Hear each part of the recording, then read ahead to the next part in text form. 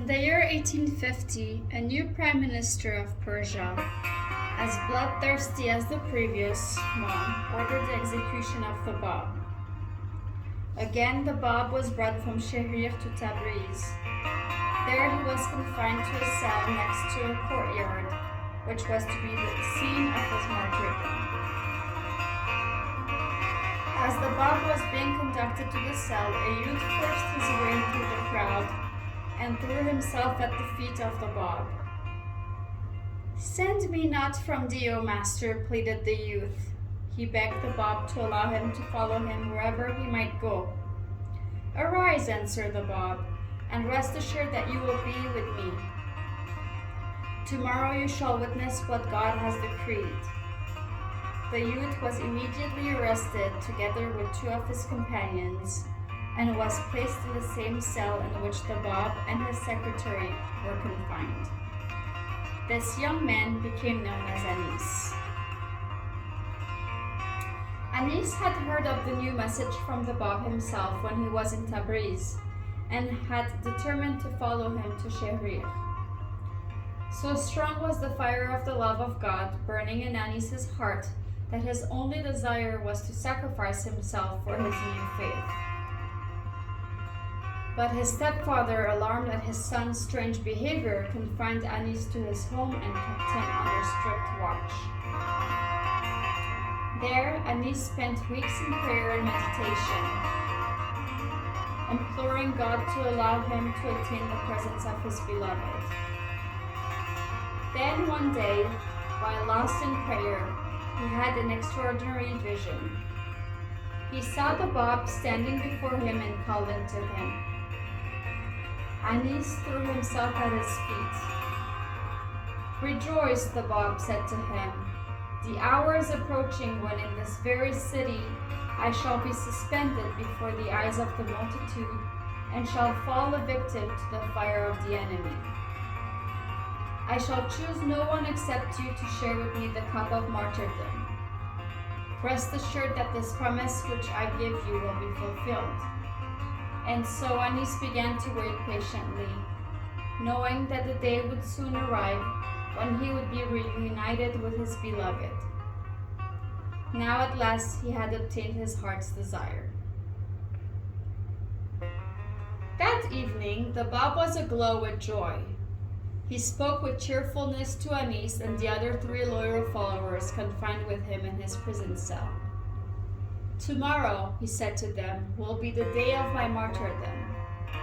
Would that one of you might now arise and with one of his hands end my life. I prefer to be slain by the hand of a friend rather than by that of the enemy." None of them could think of taking so precious a life, and they remained silent, tears running from their eyes. Then, suddenly, Anis sprang to his feet and said he was ready to obey whatever the BAB might command. "The same youth who has risen to comply with my wish," the BAB declared, "will together with my suffer martyrdom. Him will I choose to share with me its crown." Early the next morning, 9 July 1850, the BAB was working with his secretary when an official suddenly interrupted their conversation. "Not until I have said to him all those things that I wish to say," the BAB told the official, "can any earthly power silence me. Though all the world be armed against me, yet shall they be powerless to deter me from the fulfilling to the last word my intention." But the official did not understand the significance of the BAB's words. He made no reply and instructed the secretary to follow him. The BAB was then taken from his cell to the houses of the most prominent clergy of the city of Tabriz, who without hesitation signed the decree of his execution.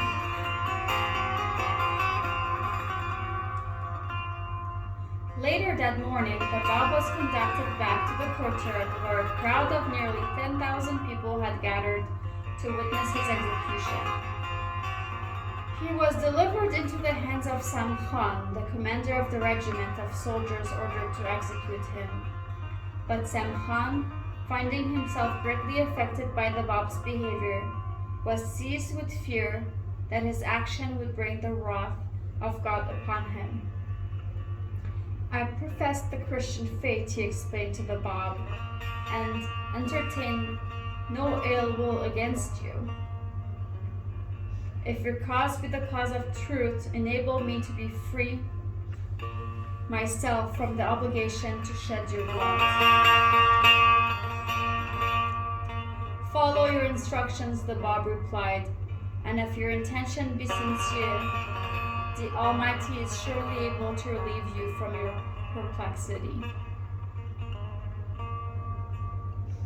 Samkhan ordered his men to drive an iron nail into the wall and attach 2 ropes to it. From these ropes, the Bab and Anis were suspended. The regiment then arranged itself in 3 rows, each of 250 men. One after the other, each row opened fire. When the smoke from the 750 rifles cleared away, the astonished crowd saw a scene they could hardly believe. Anis was standing before them alive and unhurt, and the Bab had disappeared from sight.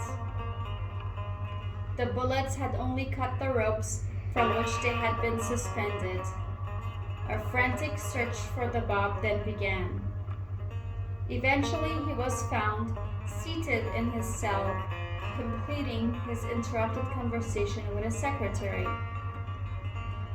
I have finished my conversation, the Bab said. Now you may proceed to fulfill your intention. Stunned by what had taken place, Samkhan refused to allow his men to shoot again and ordered them to leave the courtyard. Another regiment had to be brought in to carry out the execution. Once more, the Bab and Anis were suspended in the courtyard, and the soldiers opened fire. This time, the bullets found their mark. The bodies of the Bab and Anis were completely shattered, yet their faces remained almost untouched. As the regiment was preparing to open fire, the Bab addressed these final words to the gazing multitude. Had you believed in me, O wayward generation, every one of you would have followed the example of this youth, who stood in rank above most of you and willingly would have sacrificed himself in my path. The day will come when you will have recognized me. That day I shall have ceased to be with you. The life of the Bab.